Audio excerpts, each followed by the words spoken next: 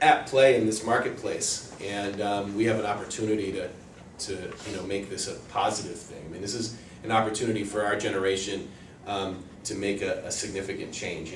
Martin Luther King talked about how the arc of history is long, but it bends towards justice. And I feel like as we move through history, more and more personal liberty and more justice is going to come our way. And right now, this is the thing that we have a chance to change, to put in the realm of something that we allow people to do, to expand this realm of tolerance in the world. And I think we can do it. I mean, they repealed alcohol prohibition. Okay, it was an amendment to the Constitution, right? No amendment to the Constitution had ever been repealed before. And 3 years earlier, nobody would have thought that alcohol prohibition could have been repealed. And yet, 3 years later, that's exactly what happened. And they did it, they didn't have internet, they didn't have cell phones. It was a remarkable feat. And so if they can do it, I think we can as well. I hope.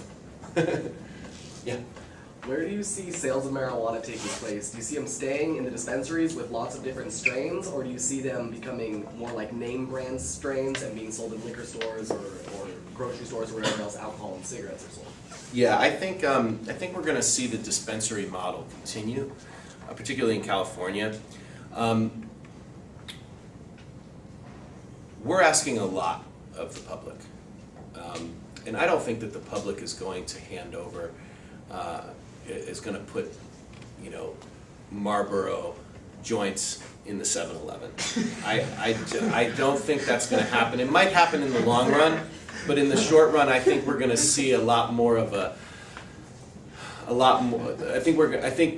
think the way the regulations are going to continue is going to be very similar to how it's been done with medical cannabis. And I think one of the nice things about medical cannabis is a particularly well-regulated medical cannabis, and what we're seeing in other states. For example, Arizona is going to be voting on a ballot initiative there'll be about 100 dispensaries in Arizona.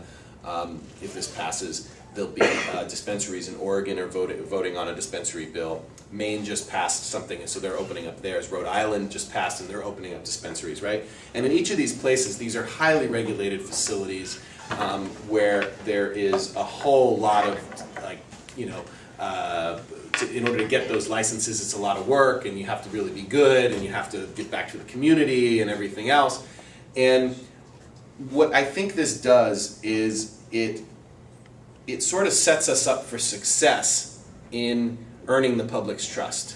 If we just kind of cast it out and say anybody can sell it here or there, and the other thing, well, that might be what, as libertarians, maybe, hey, I want cannabis regulated like tomatoes, right?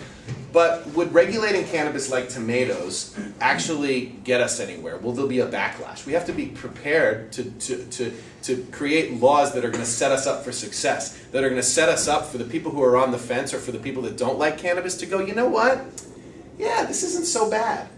I think the neighbors around Harborside are thrilled with cannabis if they weren't before, because they're good neighbors. And they kind of have to be good neighbors because there's only 4 dispensary licenses in Oakland, right? So they had to be vetted. These are pillars of the community, right? If anybody can just do it, then you run into, you're not able to sort of control the message as much. And so I think my hope is that we move slowly and that we earn the public's trust. And I think you can only do that with real carefully planned and carefully regulated facilities. So it was a bit of a long answer to a short question, but did I answer it? Yes. Okay. Any more? What do you got? Yep. I don't want to change the subject too much, but I'm curious what you think about like the legalization of other drugs. Like after marijuana is legal, are you just gonna like hang up your activist boots, or what are your plans there? I'm really passionate about psychedelic research. I was the director of development for MAPS, which is the Multidisciplinary Association for Psychedelic Studies, and I think there's just some amazing amazing studies coming out. The first studies that have been done in 30 some years, ever since Timothy Leary at Harvard. I mean, this has been blocked. Research has been blocked on the potential therapeutic benefits of psychedelics, and we're starting to see that a renaissance occur in psychedelic research, and the results are phenomenal. There's a recent study out of South Carolina with MDMA, ecstasy, for post-traumatic stress disorder. Remarkable results. Could be a major breakthrough in the treatment of post-traumatic stress disorder. Psilocybin-assisted psychotherapy for people who are dealing with end-of-life anxiety and stuff. So there's this new openness. I think that you know, so much of the past 30 years has been a reaction to the excesses of the 60s. There's been a culture war underway. And we're starting to see that culture war loosen. And we're getting a better handle on what these, so we're not throwing the baby out with the bathwater anymore, right?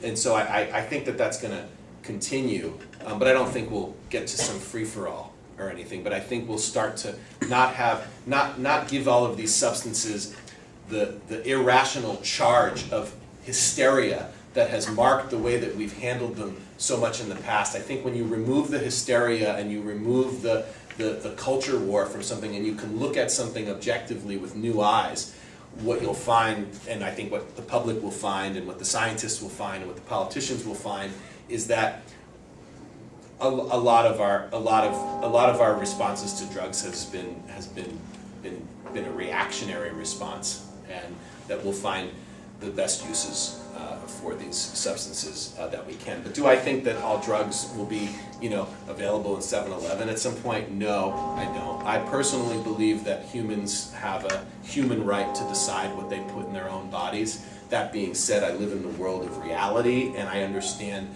that how we regulate those and how we deal with each drug is going to make a big difference, and people are going to be ready for what they're ready for when they're ready for it. I know it's kind of comparing apples and oranges, but can the medical marijuana industry in California look at how Amsterdam's handled marijuana for any like potential insights of how they've structured like their business? Like, do you guys? Yeah, I don't think that what we're going to have is going to look like Amsterdam, but I do think that there's lessons to be learned there. For example, youth use rates in the Netherlands are half of what they are in the U.S. And we have some of the most strict laws in the world. So I think the Netherlands is a great example of a place where they've tolerated cannabis for a long time, and the sky hasn't fallen. It's still a beautiful country. Ours will probably still be just as beautiful or as ugly as it was before cannabis was legal. I think that's the biggest thing that you know, to our allies. It's not like when cannabis is legal, like all of a sudden, you know, the sun's going to rise special, and that, you know, all of a sudden we're going to feel so much freer or anything like that. And to our opponents, I say, look, when cannabis is legal, it's not like the sky isn't going to fall. I mean, it's just going to be one more step in a positive direction of justice and freedom. And I think, but one thing that will change is how the rest of the world deals with cannabis. I mean, the U.S. is the driver of the international drug war. If we stop, the rest of the world gets this sort of, finally we can, good, wonderful. I can feel the cabinet members and presidents of every nearby country doing the biggest sigh of relief when we end marijuana prohibition. Because what we're fighting for here is, there's people's lives at stake. I mean, when you look at what's happening at the border with Mexico right now and Juarez, I mean, they're saying 60% of the cartels get their money from the 60% of the money the cartels get is from illegal marijuana trade. And there's thousands and thousands of people being killed in Juarez and other places across the border. And if we were to take away 60% of the cartel's profits, that would be a huge blow. There's nothing else that we could do more to stop those killings than to end cannabis prohibition. And so this isn't just a question of, you know, a new emerging market. It's not just a question of individual freedom. It's not just a question of, you know, culture war and all this stuff. This is a question of life and death, and there are many, many people's lives at stake.